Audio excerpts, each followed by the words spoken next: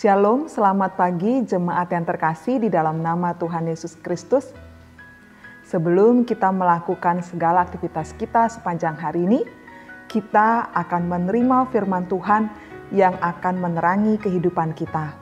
Tapi terlebih dahulu kita memohon kepada Tuhan supaya Ia memberikan pengertian kepada kita. Kita berdoa. Kami sungguh bersyukur kepadamu Tuhan atas segala kasih dan karunia yang tetap kami rasakan sampai dengan saat ini. Terima kasih Tuhan karena Engkau tetap melindungi kami dan memberkati kami sehingga kami masih tetap diberikan nafas kehidupan dan hidup dalam keadaan baik bersama dengan keluarga kami dan diizinkan Tuhan untuk melakukan segala aktivitas kami pada hari ini. Tuhan, sebelum kami melangkah, kiranya Engkau memberikan kami akan petunjuk dari firman-Mu yang akan menerangi hati kami di sepanjang hari ini. Dalam nama Yesus kami mohon kepadamu. Amin. Jemaat yang terkasih di dalam nama Tuhan Yesus Kristus, firman Tuhan yang akan kita renungkan pada hari ini, yaitu hari Sabtu tanggal 6 November tahun 2021, terambil dari 2 Korintus pasal 1 ayat 20. 2 Korintus pasal 1 ayat 20 demikian bunyinya. Sebab Kristus adalah ya bagi semua janji Allah. Itulah sebabnya oleh Dia kita mengatakan amin untuk memuliakan Allah. Demikian firman Tuhan. Sering kita mendengar istilah kalau manusia berjanji, belum tentu ditepati. Tetapi kalau Tuhan pasti ditepati. Bicara tentang janji Tuhan, tahukah kita kalau terdapat kurang lebih 7.000 janji Tuhan yang dituliskan di dalam Alkitab. Dan mengenai janjinya itu, seperti yang telah kita ketahui bersama, bahwa Tuhan tidak pernah gagal dalam merencanakan dan menjanjikan ataupun mewujudkan akan janjinya itu. Dalam kemahakuasaannya, Ia mengetahui segala perkara yang terjadi, baik itu di masa lampau, masa sekarang, ataupun masa yang akan datang, karena Dia adalah Alfa dan Omega.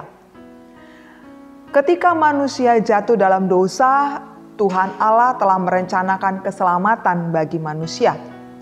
Tuhan Allah menubuatkan bahwa Kristus akan lahir dari seorang perempuan dan Kristus akan diremukkan melalui penyalipan. Sekalipun demikian, Kristus akan bangkit dari antara orang mati untuk membinasakan iblis, untuk membinasakan akan dosa dan juga kematian secara sempurna demi keselamatan manusia. Karya penebusan Tuhan Allah itu akhirnya terwujud saat Yesus Kristus mengorbankan dirinya di atas kayu salib. Janji yang tergenapi telah membuka jalan bagi Tuhan Allah untuk meneruskan segala janji kebaikannya kepada manusia. Ia melaksanakan serta menggenapi semua janjinya, betapapun banyaknya janji-janjinya itu. Dan demi kemuliaan namanya, sudah diberitakan kepada semua orang betapa besar kesetiaannya. Dalam hal ini kita dapat belajar satu hal bahwa Tuhan Allah masih ingin terus menggenapi janjinya bagi kita. Baik itu janji tentang masa depan yang indah, janji tentang penyertaannya, kesembuhan, dan masih banyak yang lain. Mengetahui kebenaran ini, biarlah iman kita semakin teguh untuk mengikut akan Kristus sampai dengan akhir hidup kita. Sebab kita tahu, sesulit apapun yang kita hadapi, kita mengaminkan bahwa janji Allah itu akan selalu ada dan digenapi dalam kehidupan kita. Bicara tentang amin, mungkin kita berpikir bahwa amin itu hanyalah sekadar kata penutup dari sebuah doa. Sayangnya kita harus menyadari bahwa makna amin sebenarnya jauh daripada sekadar tanda baca, tanda seru, ataupun tanda pagar yang diucapkan dalam setiap doa. Kata amin berarti yakin dan benar-benar. Dalam bahasa Ibraninya, emunah atau iman. Kita mendeklarasikan iman kita bahwa janji-janji Allah itu telah terjadi dalam kehidupan kita. Semua janji Tuhan telah digenapi di dalam Kristus secara penuh. Sebab Kristus adalah ya bagi semua janji Allah. Kata amin juga menjadi sebuah kesempatan untuk menyatakan bahwa melalui Yesus Kristus doa kita itu sampai kepada Bapa.